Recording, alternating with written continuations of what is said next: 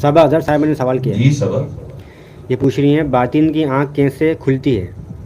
جب آپ کا دل بینا ہو جاتا ہے، اللہ کا نور لبالب بھر جاتا ہے اور پیالہ چھلکنے لگتا ہے، جسے نور علی نور کہتے ہیں. جب جام چھلکنے لگتا ہے، نور لبالب ہو جاتا ہے، تو باطن کی آنکھ کھل جاتی ہے.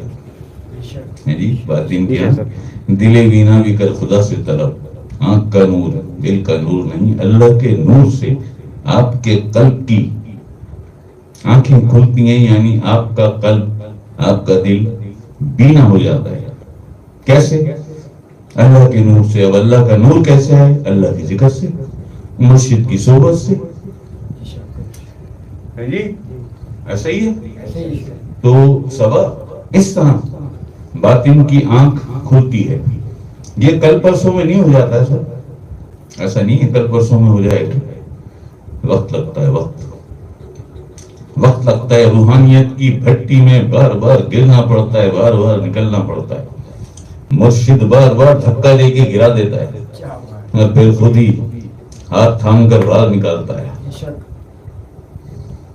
دیکھتا ہے کہ چھوڑ دیا مورچہ، بھاگ گیا، یہ دوبارہ تیار ہے. ہاں جی. جی مسئلہ گرنے کا تھوڑی ہے، مسئلہ گرنے کا تھوڑی، مسئلہ وہ لمحہ ہے جب میرا مرشد میرا ہاتھ تھام کر مجھے اس روحانیت کی بھٹی سے باہر نکالتا ہے.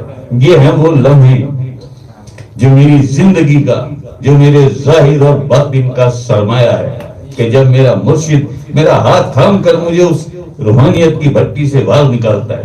قربان جاؤں اس کی شفقت اور محبت پر. یہ وہ لمحہ ہے. تو اس طرح صبا صاحبہ، اس طرح باطن کی آنکھ کھلتی ہے.